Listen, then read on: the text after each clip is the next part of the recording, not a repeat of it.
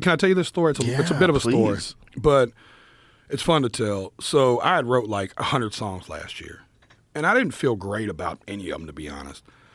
The label liked a few and was trying to pick radio singles, but I just didn't have no conviction about it, Joe. Mm. And my daughter at the same time had found her way into this little back road church in the middle of nowhere, about a country where we live. She kept asking me to come, and, you know, I have a tumultuous relationship with the Lord, so I wasn't, you know, sure how I'd show up, but I was like, you know what, I'll go. And I went, dude, there's 100 people, a little back road church, you know, 20 of them were kids that went to high school with her. And around the same time, I caught this little motherfucker smoking pot, right? She's 15, she's doing 15-year-old kid stuff, and I was like, buddy, you won't believe it. About your age, I started making these same decisions, and I was going to this little bitty church in Antioch. I tell her the story of this church. She don't believe it. So I take her to this old church. It's still there. It's called Witsit Chapel Baptist Church. And that night, riding home with her, I didn't tell nobody, but in my mind, I thought, that's the album I'm writing.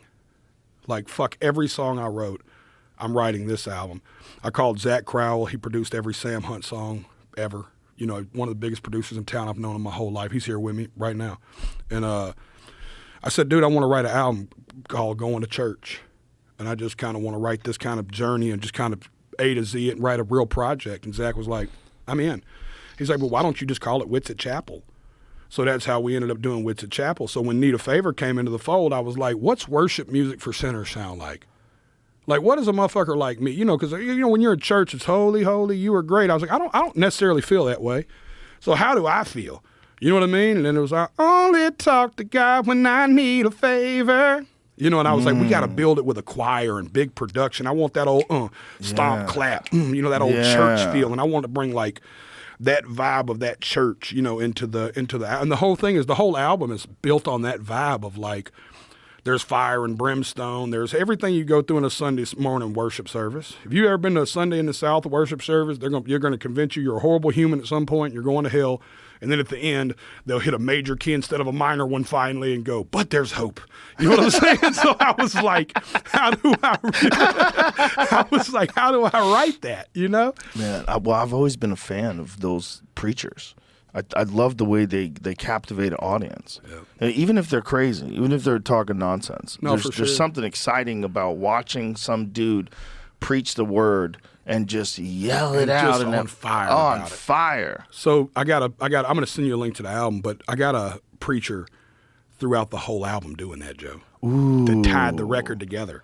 Oh, so wow. you ran, like, the album starts with this dude, like, and by the grace of God we were saved, and it just drops the first song. Whoa. It's cool, man. That's amazing. I got nerdy, dude. I went like old school, dude. I went like back to the 90s, Joe. I was in the studio, like, we were just getting high and coming up with shit. Beautiful. Yeah, it was so much fun. It's probably the most fun I've ever had writing an album, because it's the first time I've sat down in a long time and wrote an album instead of just writing a bunch of songs and then picking an album. You know what I mean? I was like, no, I'm writing. Like, we're going to sit down and write an album. So that just came out of the blue, inspirationally? Yeah, I just wasn't. Just felt like something to do? Man, I'm going to get like all the way real. I didn't understand I had commercial success for the first time in my life. And I didn't know how to deal with that. So you do what everybody does in that moment. I'm sure you may or may not have been there in your career early where you chase it then. You're like, oh my God, hold on, I can be. Yeah. And I realized that the songs wasn't sounding like Jelly Roll no more. You know. And I was like, no, I'm doing the thing that people do where they fuck their career up. I was like, I'm not doing that, man. So you think that that's just a normal trap that happens to everybody that gets success, and they don't want to fuck up that success, so they try to make a formula for what they think the people liked about their early shit? Yes, 100%. Or they chase whatever the poppy record was or whatever the record that did the most. So it's like, how do I write another song like that?